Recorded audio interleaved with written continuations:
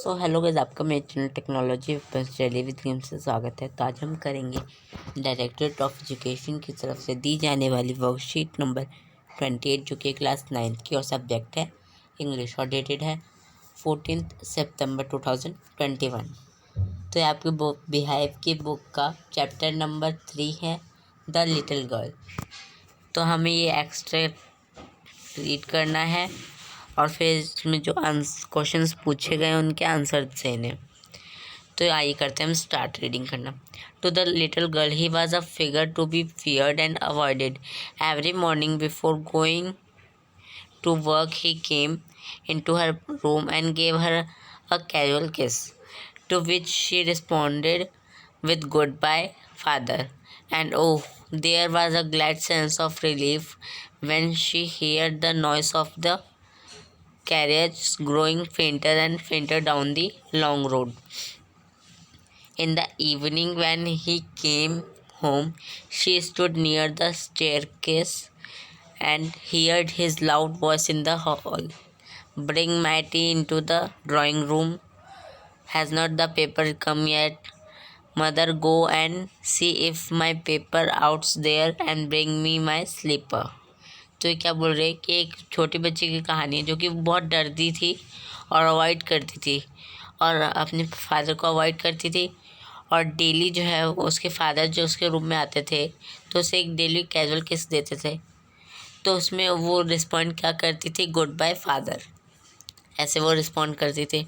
और वो बहुत राहत सा महसूस करती थी जब वो उसके फादर के जाने की वॉइस सुनती है धीरे धीरे।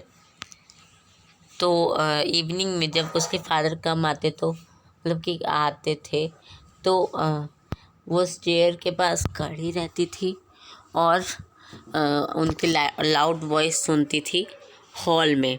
तो क्या बोलते थे, मेरी चाय लाओ ड्राइंग रूम में, और अभी तक पेपर क्यों नहीं आया।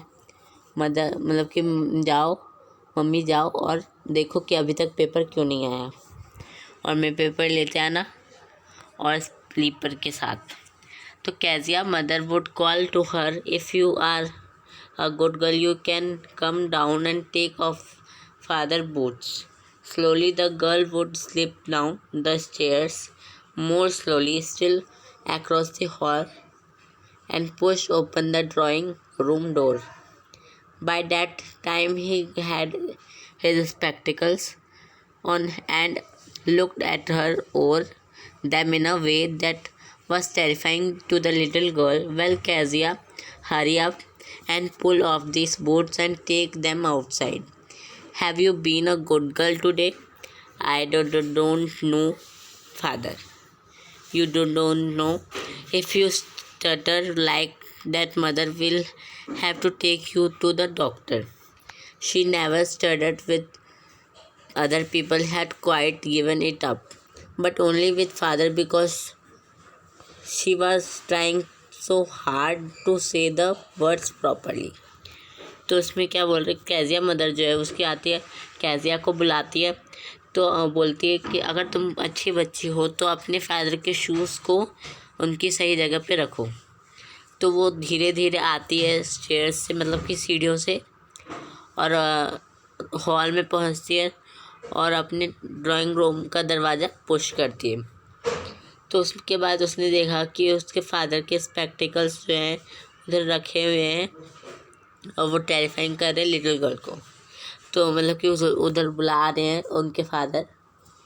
तो जब कैजिया जाती है तो बूट्स रखने जाती है तो उसके फादर देख लेते हैं, तुम आज गुड गर्ल हो क्या।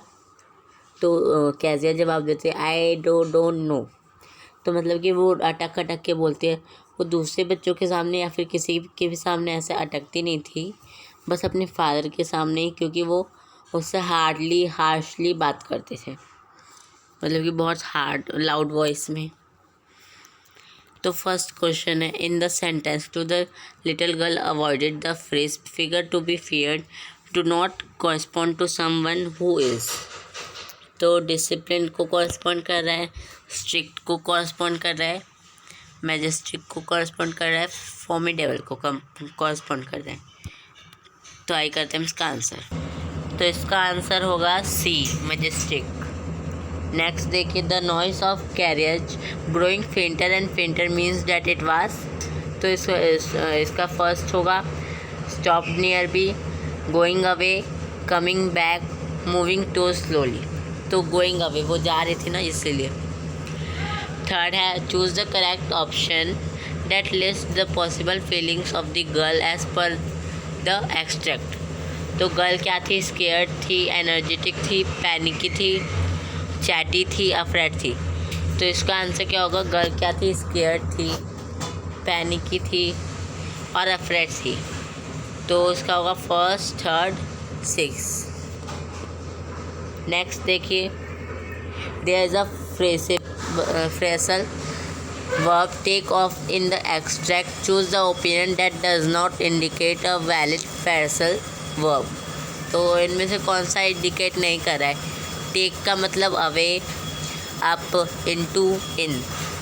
तो इसमें से कौन सा नहीं कर रहा है? तो ये देखिए इसका आंसर,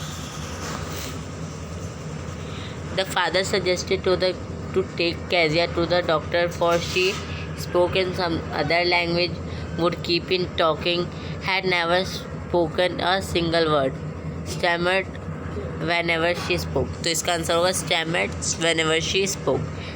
तो ये थी वर्कशीट कंप्लीट करके अपने टीचर से ज़रूर चेक करवाइए। मेरे चैनल को सब्सक्राइब कर दीजिए, वीडियो को लाइक कर दीजिए। Thank you, bye.